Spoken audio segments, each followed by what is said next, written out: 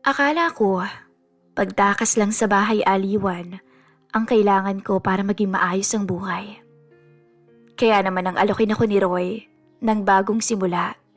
Sumama ako kahit hindi ko pa siya mahal noon. Pero sa bahay ng mga magulang niya, doon ko naranasan ng tukso na hindi ko inaasahan. At ang bawal na ugnayang ayokong mapasok, pero hindi ko rin matakasan. Hanggang saan ko kayang itago ang sikreto namin ni Ferdy. At kung may bagong buhay ba na naghihintay sa amin ni Roy, kaya ko bang putulin ang lahat bago pa kami mahuli? Ako po si Rose, at ito po ang aking secret confession. Dear Miss Kay, ako ho si Rose. Dati akong nagtatrabaho sa isang maliit na aliwan sa Maynila. Isang mundong puro ingay, alak, mga lasing na lalaki, at mga lalaking panandalian lang kong magmahal. Doon ko nakilala si Roy. Hindi ko talaga siya minahal nung una. Pero inalok niya ako ng isang bagay na hindi kayang ibigay ng iba. Makalabas sa buhay na kinagisnan ko. Sinabi niya na, sumama ka na lang sa akin. Ayoko na nandyan ka. Hindi ka bagay sa ganyang lugar. Ako, seryoso ako sa'yo. Mahal kita. Matagal nang nangungulit sa akin si Roy. Hanggang sa pumayag po ako na magsama kaming dalawa. Hindi na niya ako pinabalik doon. Nagsimula kami ng panibagong buhay bilang kanyang may bahay. Akala ko noon iyon na ang simula ng bagong buhay. Pero hindi ko alam. Doon din pala magsisimula ang kakaiba kong karanasan. Masalimuot. Mapanganib. Isang taon na kaming nagsasama ni Roy, pero hilap talaga kaming dalawa. Hindi sapat ang kita niya. At ako, hindi naman niya ako pinayagan ng magtrabaho. Nang alokin niya akong umuwi muna kami sa probinsya nila at manirahan pansamantala sa bahay ng mga magulang niya, wala akong nagawa kundi sumang-ayon. Para makaipon tayo, mahal, sabi niya. Doon, nakapasok siya bilang isang truck driver. Mainit ang tanghali nang makarating kami sa bahay nila. Sa may pintuan, sinalubong kami ni Aling Melly, ang nanay niya.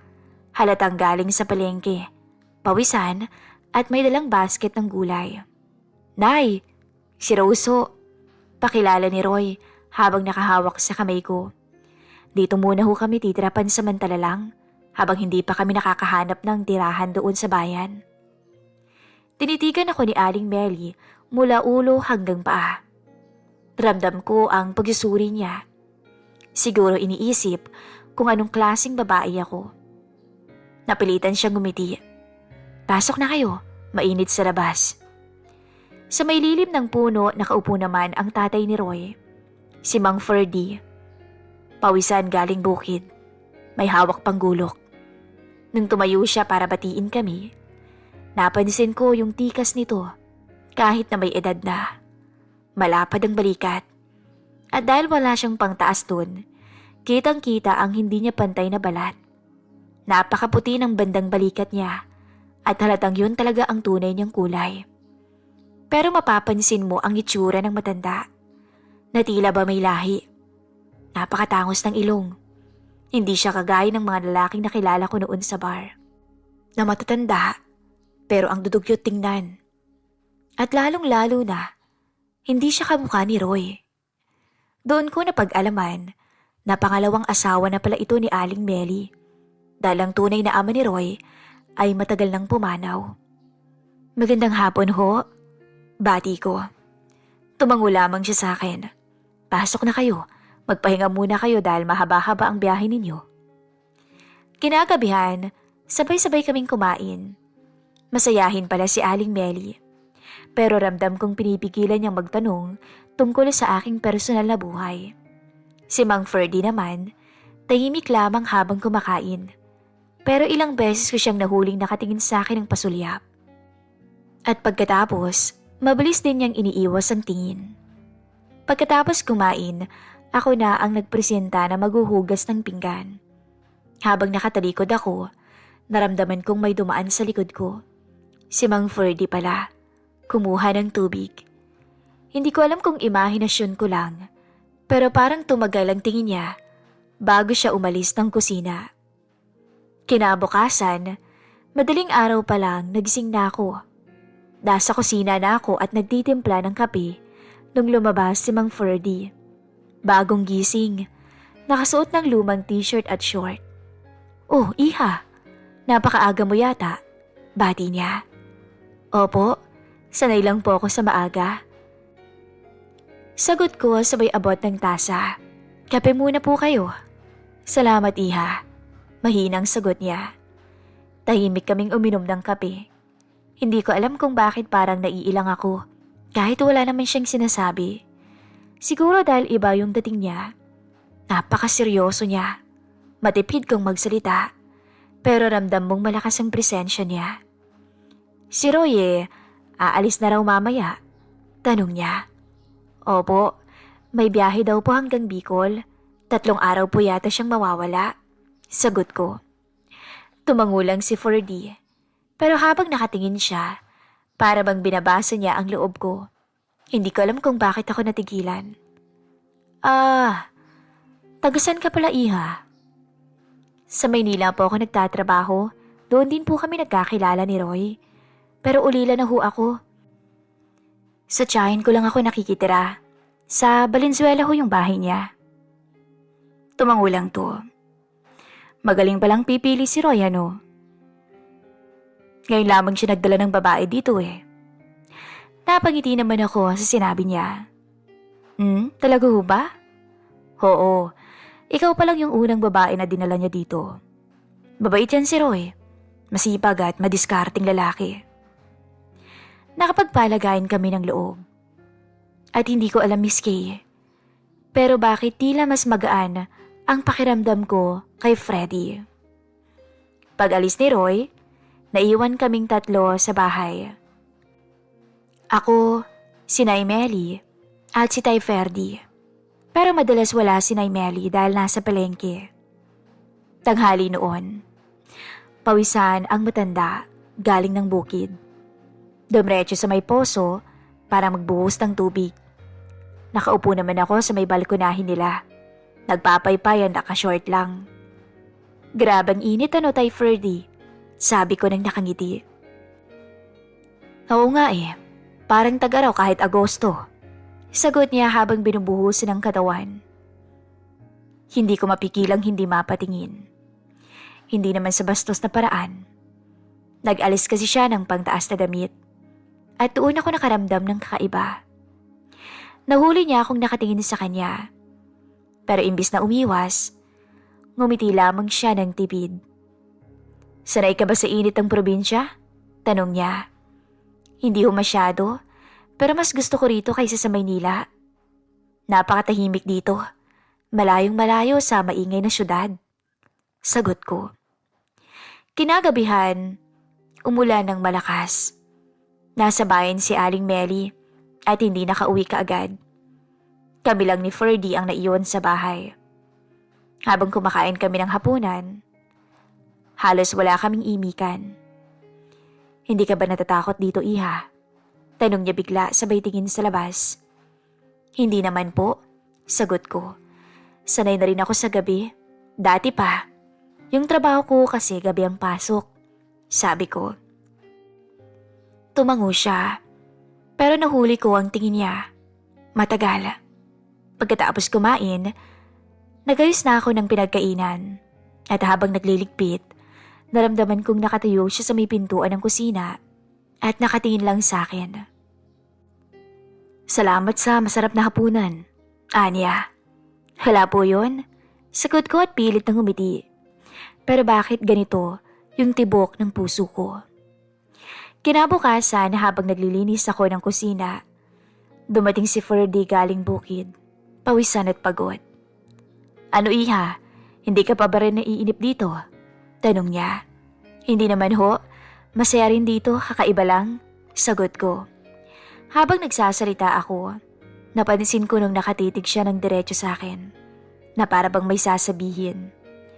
Hindi naman ako umiwas. Hindi ko alam kung anong pumasok sa isip ko, pero imbis na kabahan, parang nakaramdam ako ng kakaibang init. At doon ko naisip, Miss Kay, may mali sa nararamdaman ko. Hindi ko yun itatanggi. At sa bahay ng mga magulang ni Roy, may apoy na unti-unting nabubuhay. At natatakot akong baka hindi ko mapigilan. Lumipas pa ang mga araw at linggo. Huwebes nang dumating si Roy at umalis din kinaumagahan. Araw ng Sabado. Rose, iha, ipagdala mo nga ng tanghalian si Tatay Ferdy mo sa bukid. Hindi kasi nakapag-agahan yun, baka nagugutom na. Mag-aayos pa kasi ako ng gulay para sa palengke. Sabi ni Nanay Melly. Habang naglalagay ng talong at okra sa bayong. Opo, Nay, sagot ko. Kinuha ko yung basket ng pagkain. Hindi ko maipaliwanag noon, Miss Kay, kung bakit may kilig akong nararamdaman nang utusan niya akong puntahan si Mang Ferdy. Mainit ang sikat ng araw noon. At habang naglalakad ako sa makitid na daan papunta sa may bukid, ramdam na ramdam ko yung pawis sa batok ko. Rose, babe ka lang ha. Bulong ko sa sarili ko, pagkain lang to, wala nang iba. Ano ba naman yung iniisip mo? Nadatnan ko siyang pawisan. Nakadamit na may mahabang manggas. Abala siya sa pag-aararo gamit ang kalabaw. Tay Ferdy, sigaw ko. Pahinga muna ho kayo, dala ko po yung pananghalian nyo, sabi ko. Napalingontot ngumiti. Uy Rose, sakto iha, gutom na nga ako eh. Naku, magpahinga muna ho kayo. Dinala ko na ho yung pagkain ninyo. Sabi ko, tinuro ang maliit na kubo sa gilid ng bukid. Doon kasi sila madalas nagpapahinga kapag tanghaling tapat. Pumasok kami sa may kubo. Simple lang, kawayan at pawid na may bangko at banig.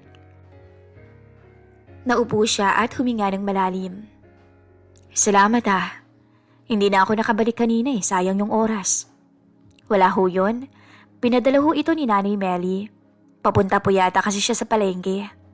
Kaya ako na lang ho yung nagdala dito. Sagot ko habang inaayos yung pagkain.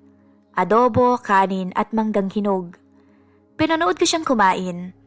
Ramdam ko ang gutom niya at ang pagod na naipon sa katawan niya. Tahimik kaming pareho pagkatapos nun. Rinig lang ang kaluskus ng hangin at ang malayo-layong huni ng ibon. Habang nag-aayos ako ng pinagkainan, napansin kong nakatitig siya. Titig na kakaiba. Mas matagal, mas mainit, at alam ko na parehas kami ng nararamdaman. Ako na pong mag-aayos niyan, pahinga ho muna kayo. Sabi ko para basagin ang katahimikan. Hindi na ako naiha, ipapakain ko lang din sa aso tong mga buto, tugon niya. Pero hindi kami nakakilos ng magdikit ang kamay namin. Magaan lang, parang aksidente. Pero ramdam ko yung kuryenteng dumaloy sa katawan ko. Hindi ko alam kung anong nangyari nun. Basta ang alam ko, ako ang nauna. Opo, Miss Kay. Hindi ko alam, basta ang alam ko. Hinalikan ko siya sa labi. Sandali lang yon. At kitang-kita akong nagulat siya. Iha, baka nabibigla ka. Hindi ho, Mang Ferdy. Sagot ko. Marami na akong nakilalang lalaki sa bahay aliwan. Pero si Mang Ferdy, ang lalaking sa unang tingin pa lang, nagka-interest na ako, Miss Kay. Baka may makakita dito, iha. Sabi pa niya. E di sa loob ho tayo. Sagot ko ng halos pabulong. Wala si Nay Melly. Nasa palengke. Wala rin ho si Roy. Atin ang oras kung papayag kayo. Tumango siya. E sino namang lalaki iha ang hindi papayag sa alok mo? Ramdam kong mabilis na ang tibok ng puso ko. Hindi na kami nagpaligoy-ligoy pa noon, Miss Kay. Doon sa kubo, sa gitna ng bukid, amoy lupa at pawis, nangyari ang bawal. Sa totoo lang, Miss Kay, natatawa pa nga ako noon. Dahil kung may makakakita man sa amin noon, yun ay ang kalabaw niyang gamit. Ibang pakiramdam. Hindi ko alam pero tuluyan na yata ang nahulog ang loob ko kay Mang Ferdy. Hindi naman kami kasal ni Roy. At hindi din naman ako na in love kay Roy. Pero kasi, sa kagustuhan kong makatakas sa buhay ko, pumayag ako sa gusto niya. Pumayag akong mag-live-in kami. Pero hindi ko naman nakalain na sa pag-uwi ko dito sa probinsya nila, dito ko makikilala ang lalaking may edad na nga, pero pumukaw naman sa interes ko bilang babae. Naaawa rin naman ako kay Roy, pero hindi ko rin kasi mapigilan ang sarili ko. Hinila niya ako paupo sa tabi niya sa bangko. Mainit ang hininga niya habang dumampi ang labi niya sa akin. Ang kamay ko'y kusang gumapang sa balikat niyang matigas dahil sa trabaho. Sa labas ng kubo, tanaw ang malawak na bukid, pero wala na kaming pakialam kung may dadaan pa. Rose, huli na to iha, hindi dapat tumaulit. Anya, kahit pareho kaming o pareho naming alam, nakasinungalingan ang sinabi niya. Oho, alam ko. Pagkatapos nun, inayos ko yung buhok ko, habang siya naman ay tumingin lang sa labas na para bang may iniisip. Rose, mag-iingat tayo. Hindi pwedeng malaman to ng kahit na sino. Mariin niyang sabi. Opo, sagot ko. Pero sa loob-loob ko, alam kong hindi ito matatapos doon. Habang pabalik ako sa bahay, ramdam ko yung putik sa paa ko at yung bigat sa dibdib ko. Pero higit sa lahat, may kakaibang init na hindi kayang ikaila. At alam kong naghihintay na ulit ako ng pagkakataong utusan ako ni Nanay Melly na magdala ulit ng pagkain sa bukid. Lumipas pa ang ilang araw. Ang isang beses niyang sinasabi ay nasundan pa. Maagang umalis si Roy. 3 araw daw siyang nasa biyahe ngayon. Katulong ko naman si Nay Meling mag-ayos ng gulay sa bakuran. Nakayuko siya habang nagbibilang ng gulay at ako na may nakikiramdam kung kailan niya ako uutusan ulit. Iha, Rose, Anya, mamayang tanghali nga ipakidalhan ulit ng pagkain ng Tay Ferdi mo. Huwag mong kalimutan yung malamig na tubig ha. Mainit na mainit sa bukid eh. Opo, Nay. Ako na hong bahala. Nakangiti kong sagot. Pero sa loob-loob ko, parang may ibang apoy ang dala ng utos na iyon. Pagdating ng tanghali, bit-bit ko na naman yung basket. Malayo pa lang, kitang-kita ko na si Mang Ferdi na nakaupo sa lilim ng puno. Pawisan at mukhang pagod na pagod. Pero nung makita niya ako, para bang nag-ibang anyo niya. Para bang biglang nawala ang pagod. Rose, akala ko hindi ka na makakapunta. Sabi niya habang inaabot ang basket. Hindi ho ako tatanggi sa utos ni Nanay Melly. Biro ko, tsaka baka magutom kayo eh. Pumunta kami sa kubo para kumain. Doon, parang may hindi nasasabi pero pareho naming nararamdaman. Hindi kami makatingin ng madagali sa isa't isa. Makamahalata ang ningning sa mata. Rose?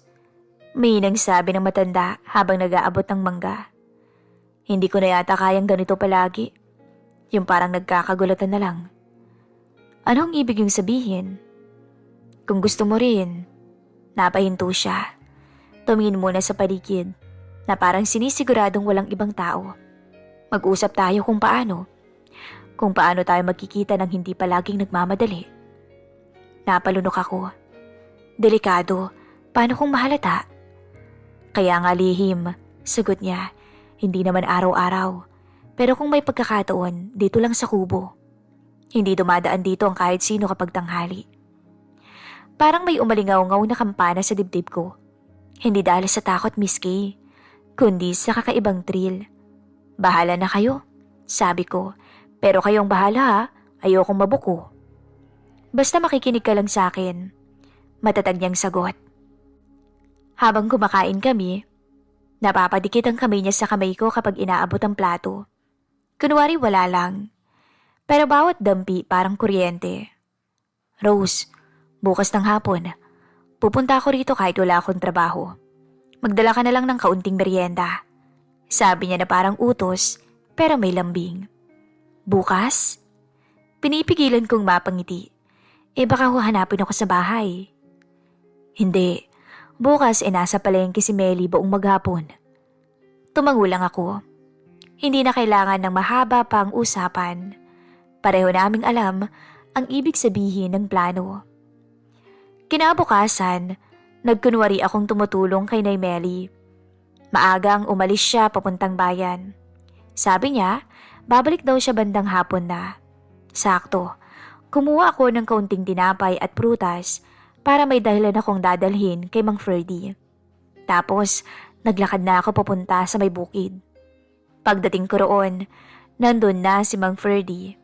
Hindi siya pawisan ngayon. Malinis ang suot niyang damit, para bang may espesyal na okasyon. Rose, bati niya. Halatang kanina pa naghihintay. Sigurado ka ba walang nakakita sa'yo? Oo, walang tao sa daan. Sagot ko. Nanginginig ang kamay habang inaabot ang basket. Umupo kami. Nag-uusap tungkol sa mga simpleng bagay. Sa bukid, sa buhay ko sa Maynila. Pero ramdam ko, pareho lang naman namin hinihintay ang oras na wala ng usapan. At puro tinginan na lang. Rose, simula niya. Basta, ganito na lang tayo simula ngayon. Tuwing may pagkakataon, dito na lang tayo para walang makaalam. Paano kung mahuli tayo? Tanong ko, pero hindi ko rin gustong malaman ang sagot. Hindi tayo mahuhuli. Sigurado niyang tugon. Alam ko ang oras ni Meli. Alam ko ang galaw ng mga kapitbahay.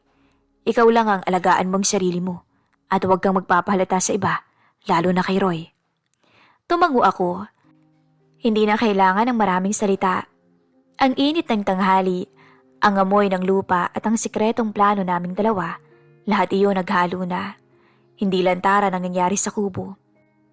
Pero sapat para iparamdam sa isa't isa ang bawal na relasyon na mas lalong pinatamis ng panganib. Pagkatapos ng ilang oras, inayos kong buhok at pinunasan ng pawis sa noo. Para bang walang nangyari.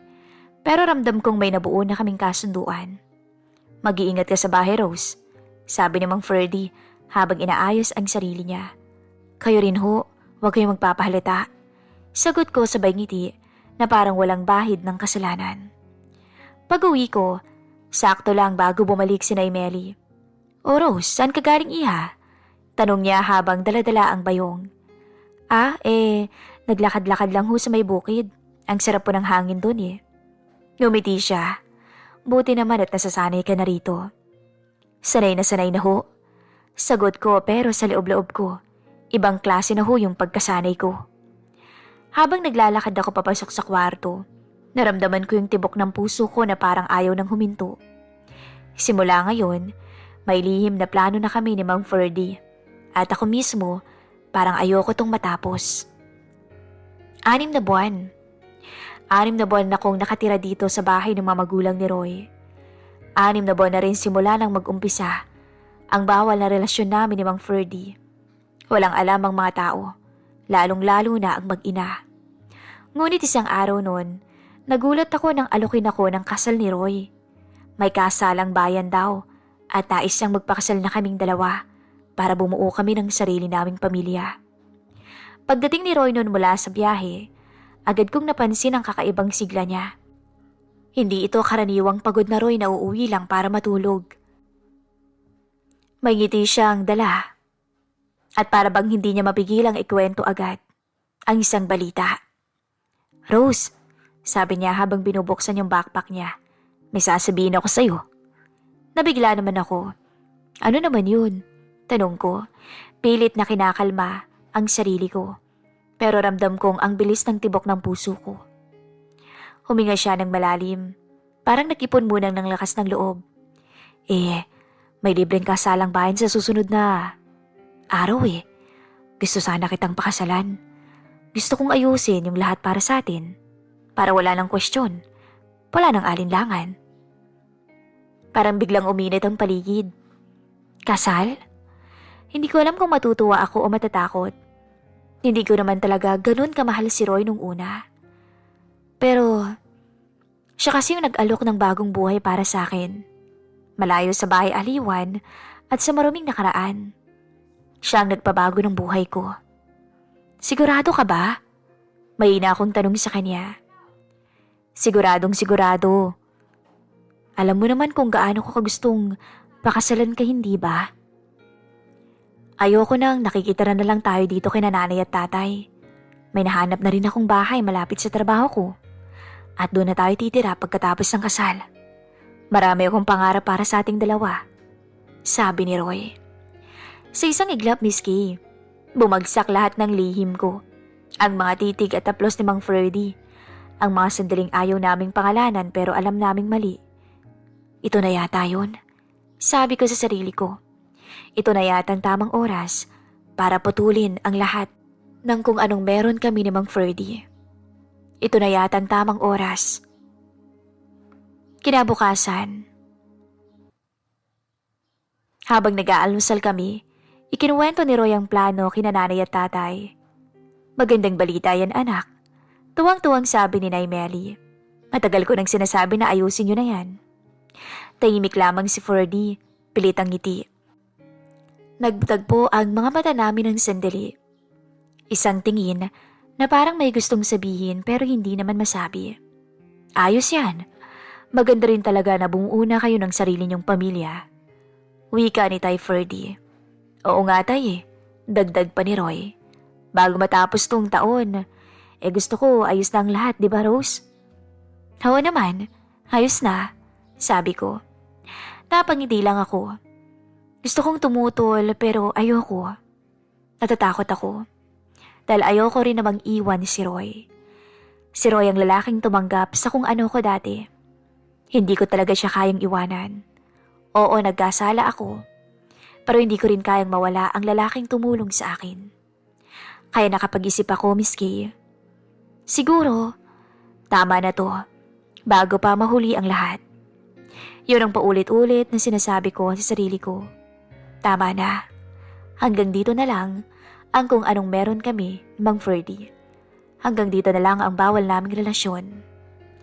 Pumayag ako at matapos ang kasal namin, isang salo-salo o isang simpleng salo-salo lang ang naganap sa bahay nila. At isang linggo pa ang lumipas, maaga akong nag-impake, nag-ayos ng mga gamit. Dumaan si Tay Ferdy sa sala noon. Hawak niya yung sombrerong gamit niya sa bukid at sandali kaming nagkatitigan. Ngumiti siya. Ako man ay ngumiti lang din. Lilipat na kayo ngayong araw? Tanong niya. Walang emosyon. Oho, sabi ko. May trabaho na rin po ako roon. Pilit akong ngumiti para itago yung lungkot. Tumawa lang siya tumingin sa sahig. Maganda yan. At least may sarili na kayong lugar ng dalawa. Lalo ngayon na mag-asawa na kayo.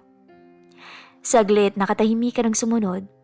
Tsaka siya bumuntong hininga at umalis na papuntang bukid. Habang nakatalikod siya, parang may gustong kumawala sa bibig ko pero pinigilan ko. Tama na. Bago pa kami mahuli, bago pa masaktan ni si Roy at masira ang pamilya niya, dapat lang naitigil na namin to. Tanghali nang dumating si Nay Melly mula palengke. Alis na kayo, iha? Tanong niya habang inaayos ang mga paninda. Opo, Nay. Salamat po sa lata. Pasensya ka na kung naging abala kami rito. Naku, wala yun, iha. Mabuting at may trabaho ka na rin para hindi ka nalulungkot kapag wala si Roy. May lambing ang boses ni Nay Melly pero may halong lungkot din sa pag-alis namin. Habang inaayos ko ang huling gamit, napatingin ako sa labas. Nakita ko si Ferdy sa may gilid ng bahay at parang naghihintay. Hindi siya lumapit at tila pinili na lang niyang umiwas. At ako man din ay hindi na lumapit pa.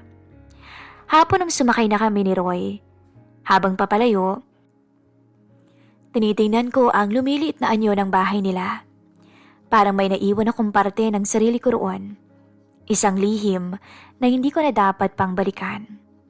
Masaya ka ba, Rose? At least dito malapit lang sa trabaho. Hindi ka na rin maiinip. Sabi ni Roy habang nakangiti. Hindi alam ang bigat na dala ko. Oo naman, sagot ko. Pilit na ginawang masaya ang tono. Mas okay nga dito. Para tayong dalawa na lang yung magkasama. Sabi ko. Pero tama nga siguro to.